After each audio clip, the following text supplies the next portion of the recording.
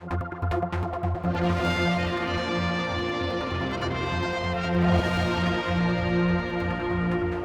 Talbot's with us now, standing in Glenfaba.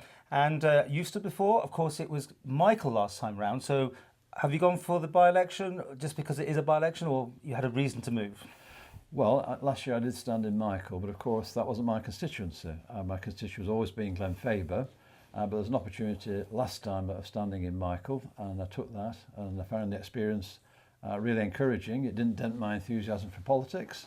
But are you one of these guys that's going to move around the constituents, basically?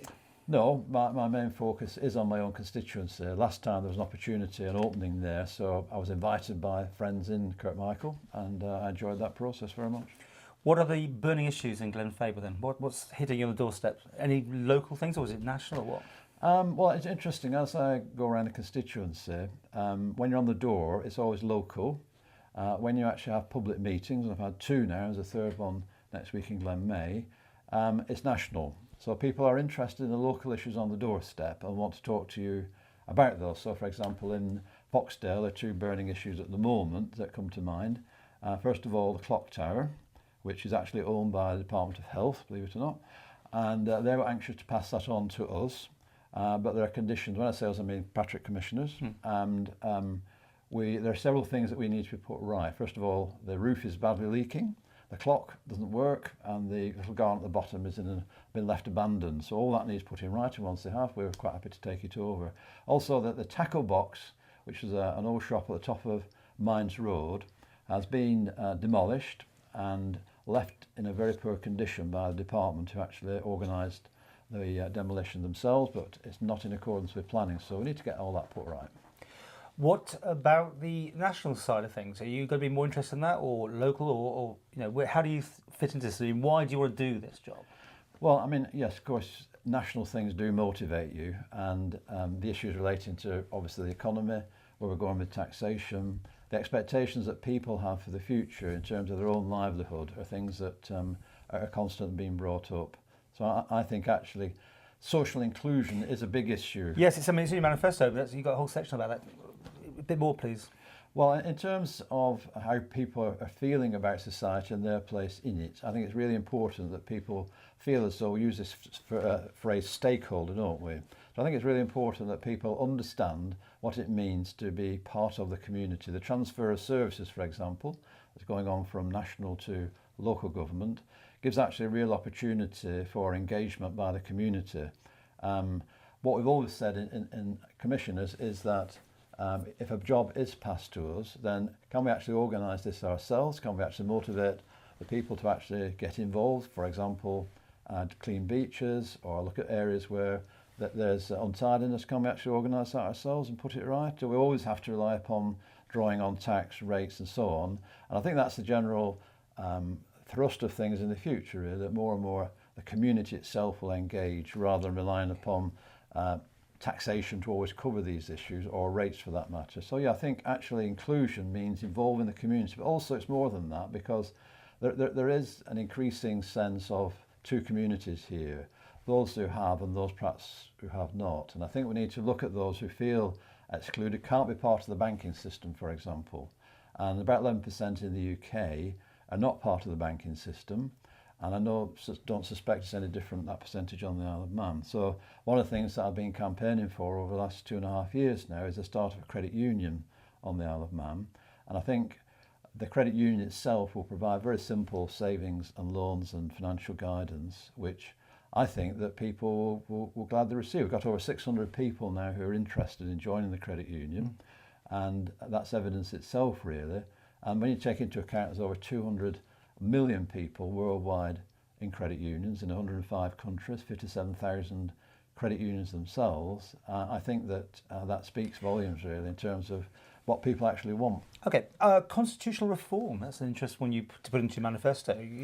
You think you can do this in this 1 year, by the way, or is this a much longer process? It never seems to be very fast. No, I think the issue really with regard to reform is, of course, what we're going to do with LegCo.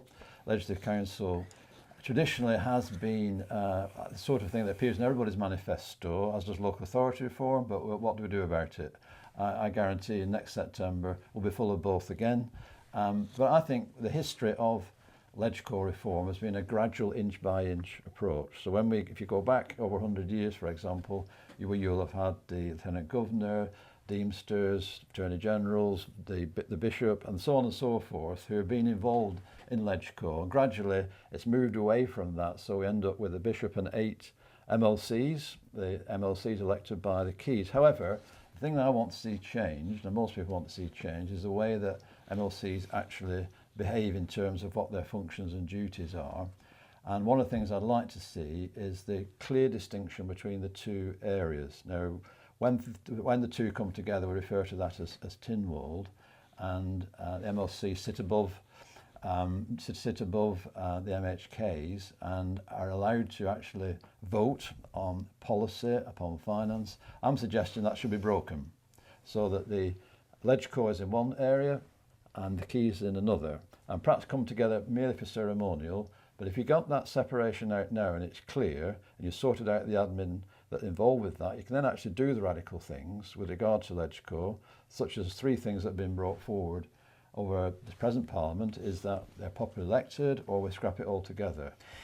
You're one voice, though. I mean, you're an independent. This has happened numerous times. I mean, you think you've got a way that others haven't had, and will you be looking at this in your 1 year before the next general election, or is this a much longer I think the key to this is that you build relationships, and maybe it may take the first 12 months to do that. However, one of the advantages of being a commissioner and being chairman of the Municipal Association is that you do already have relationships with key people in government, with MHKs and so on. And if I find that the idea does have some gravitas, then maybe we can actually do something in this period. Okay, I mean, this 1 year thing, how do you view it? Is it a settling in period, or are you going to be radical? Are you going to just sit back in the benches and watch everybody else, or be a bit of a thorn in the government? What do you see? This is a 6-year project at the end of the day. You're coming into this from the point of view that in 12 months' time, Peel and Glenfaba are together.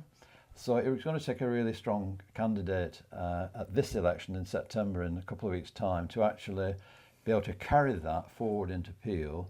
Peel's got up to 4,000 electors, Glenfaba 1,800.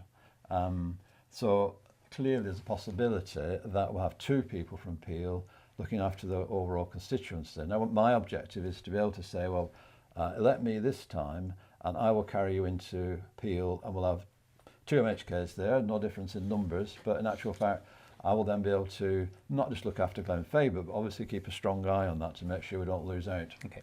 How do you view the government as is, 4 years in? I mean, you could have been part of it as such, but looking at it from the outside, are you happy the way they've gone?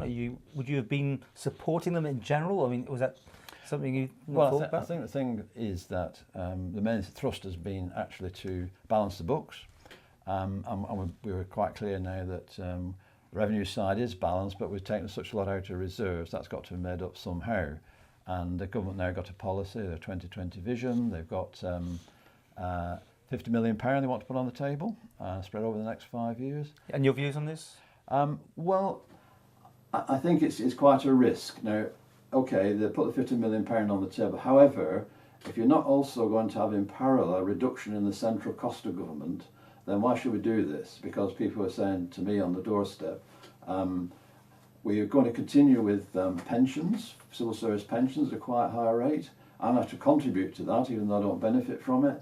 And I can't afford to actually create my own pension pot. So why is that fair and equitable?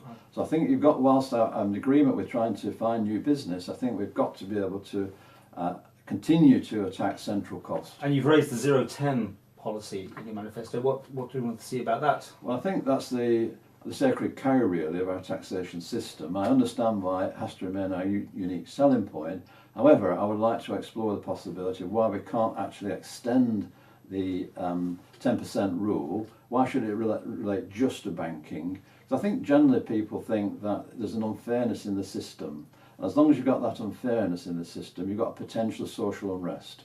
And that's what I wouldn't want to see at any cost, really. I think that whilst it's painful and difficult, if you bring the people with you, then it's possible to continue with a harmonious relationship. Okay. Very quickly, I mean, Alan Bell, the Chief Minister, are you happy the way he's been doing things? I mean, would you support him in general? How do you view it? Well, my role always in politics has been to see what's going on, to join a particular group, department, whatever, rather than going all guns blazing and actually say, well, this is how I think things ought to be done, actually you need to work in something for a while, begin to see how things work out, then actually begin to bring forward suggestions, and hopefully the staff will grab hold of those and they think they're their ideas. So I think it's important really you work with people rather than actually fighting against them all the time.